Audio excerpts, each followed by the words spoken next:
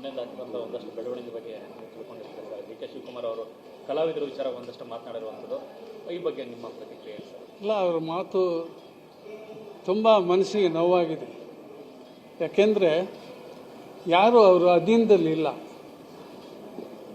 ನಮ್ಮ ಯೋಗ್ಯತೆ ನೋಡಿ ನಮಗೆ ಕೆಲಸ ಕೊಡ್ತಾ ಇದೆ ಚಿತ್ರರಂಗ.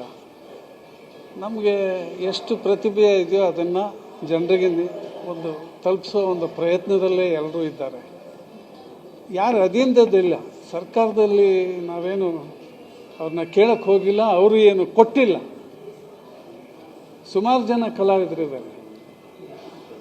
50 ವರ್ಷದಿಂದ ಸರ್ವಿಸ್ ಮಾಡಿರೋರು ಸುಮಾರು ಒಂದು 300 ಜನದ ಮೇಲೆ ಇರ್ಬೋದು ನನ್ನ ಅಂದಾಜಿಗೆ. ಇನ್ನೂ ಕೆಲಸ ಮಾಡ್ತಾ ಇದ್ದಾರೆ. ಅವ್ರಿಗೆಲ್ಲ ಏನು ಕೊಟ್ಟಿಲ್ಲ. ಆಮೇಲೆ ಎಂಟರ್ಟೈನ್ಮೆಂಟ್ ಟ್ಯಾಕ್ಸ್ ಬರುತ್ತೆ ಇದು ಸಿನಿಮಾಯಿಂದ. ಇಲ್ಲಿ ಯಾರೋ ಮೋಜಿಗೆ ಮಾಡೋಕ್ಕೆ ಇಲ್ಲ, ಏನೂ ಇಲ್ಲ. ಅದೊಂದು ಕರ್ತವ್ಯ ನಿಷ್ಠೆಯಿಂದ ಮನೆಯಲ್ಲಿ ಹೆಣ ಬಿದ್ದಿದ್ರೂ ಶೂಟಿಂಗ್ ನಿಲ್ಲಿಸ್ತಾ ಇಲ್ಲ. ನಾವೆಲ್ಲ ಅನುಭವಿಸಿದ್ದೀವಿ. ಮನೆಯಲ್ಲಿ ಕಾಯಿಲೆಯಿಂದ ನರಳುತ್ತಿರ್ತಾರೆ. ಡೇಟ್ ಕೊಟ್ಟಿದ್ದರೆ ಆ ಸಿನಿಮಾ ರಿಲೀಸ್ ಆಗಬೇಕು, ಅವರಿಗೆ ಪ್ರೊಡ್ಯೂಸರ್ ದುಡ್ಡು ಹಾಕಿದ್ದಾರೆ.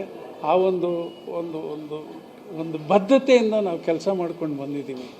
ಅದೇ ಆ ಥರದ ಶಬ್ದಗಳೆಲ್ಲ ಬಂದಿಲ್ಲ ಅಂತ ಬೇಸರ ತೋರಿಸ್ಬೋದು. ಆದರೆ ಇಲ್ಲಿ ಅಷ್ಟು ಜನ ಹೀರೋಗಳು ಬಂದರೆ ಅವ್ರನ್ನ ಸೇಫ್ ಗಾರ್ಡ್ ಮಾಡೋದು ಯಾರು? ಅದರಿಂದ ಅನಾಹುತ ಆದರೆ ಮೊನ್ನೆ ಆಂಧ್ರಲ್ಲಿ ಒಂದು ಪುಷ್ಪ ಒಂದು ದೊಡ್ಡ ಅನಾಹುತ ಆಯಿತು. ಅವ್ರಿಗೆಷ್ಟು ಅವಮಾನ ಆಯಿತು. ಅವ್ರ ಸಿನಿಮಾ ಅವ್ರು ನೋಡೋಕ್ಕೆ ಹೋಗಿ, ಅಂದರೆ ಅಭಿಮಾನಿಗಳು ಅಷ್ಟು ಜನ ಇರ್ತಾರೆ, ಅಭಿಮಾನಿಗಳನ್ನ ಸಂಪಾದನೆ ಮಾಡಿದ್ದಾರೆ. ಅವ್ರಿಗೆ ತೊಂದರೆ ಅವರಿಂದ ಆಗಬಾರ್ದು ಅನ್ನೋ ದೃಷ್ಟಿಯಿಂದ ಬರದೇ ಇರಬಹುದು, ಅಥವಾ 10 ಕೆಲಸ ಇರಬಹುದು. ಕೆಲವರಿಗೆ ಆಹ್ವಾನನೇ ಬಂದಿಲ್ಲ ಅಂತ ಸರ್. ಎಷ್ಟೋ ಜನ ಕಲಾವಿದರಿಗೂ ಇಲ್ಲ, ಕರೆಕ್ಟು. ಅವ್ರು ಯಾರು ಆಹ್ವಾನ ಕೊಟ್ಟಿಲ್ಲ ಅಂತ ದೊಡ್ಡ ಇಶ್ಯೂ ಮಾಡಿಲ್ಲ, ಅಥವಾ ಮಾಡಿದವ್ರಿಗೆ ಬೈತಾ ಇಲ್ಲ. ಇದೊಂದು ಪ್ರತೀತಿ ನಡ್ಕೊಂಡು ಬಂದಿದೆ. ಬೆಂಗಳೂರಲ್ಲಿ ಆಗ್ತಾ ಇರೋದು ಒಂದು ಸಂತೋಷದ ಸಮಾಚಾರ.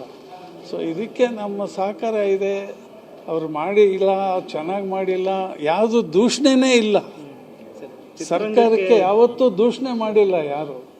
ಚಿತ್ರರಂಗಕ್ಕೆ ವಾರ್ನಿಂಗ್ ಕೊಡೋಂಥದ್ದು ಎಷ್ಟು ಅಲ್ಲ, ನಾನು ಒಂದೇ ಮಾತಲ್ಲಿ ಹೇಳಿದೆ. ಅವರು ಆ ಥರ ಮಾತಾಡಿ ತಪ್ಪು, ಮನಸ್ಸಿಗೆ ನೋವಾಗಿದೆ ಅಷ್ಟೇ.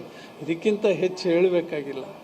ಇದು ನನ್ನ ಒಬ್ಬನ ನೋವಲ್ಲ, ಎಲ್ಲ ಕಲಾವಿದರಿಗೂ ನೋವಾಗಿದೆ. ಬೇರೆಯವರು ನೊಂದ್ಕೊಂಡಿದ್ದಾರೆ, ಯಾಕೆ ಕಲಾವಿದರಿಗೆ ಹಂಗೆ ಮಾತಾಡ್ತಾ ಇದ್ದಾರೆ ಅಂತ. ಹಾಗಾಗಿ ಗೊತ್ತಿಲ್ಲ ಅವರು ಯಾವ ಮನಸ್ಥಿತಿಯಲ್ಲಿ ಇದ್ರೋ, ಯಾರ ಕೋಪ ಯಾರ ಮೇಲೆ ತೆಗೆದ್ರೋ ಗೊತ್ತಿಲ್ಲ. ಸರ್, ನಿಮಗೆ ಆಹ್ವಾನ ಬಂದಿತ್ತ? ಬಂದಿದೆ. ನಾನು ಬರ್ತಾ ಇದ್ದೀನಿ. ಬಿಡು ಇದ್ದರೆ ಬರ್ತೀವಿ, ಹೊರಗಡೆ ಸಿನಿಮಾ ನೋಡ್ತೀವಿ. ನಾವೇನಾದ್ರು ಕಲಿಯೋಕ್ಕೆ ಅವಕಾಶ ಆದರೆ ಕಲಿತೀವಿ. ಈ ಥರ ಹೊಸ ಥರ ಸಬ್ಜೆಕ್ಟ್ ಮಾಡಿದರೆ ಈ ಥರ ಸಬ್ಜೆಕ್ಟನ್ನು ಸಿನಿಮಾ ಮಾಡ್ಬೋದಾ ಅಂತ ವಿಚಾರ ಮಾಡ್ತೀವಿ.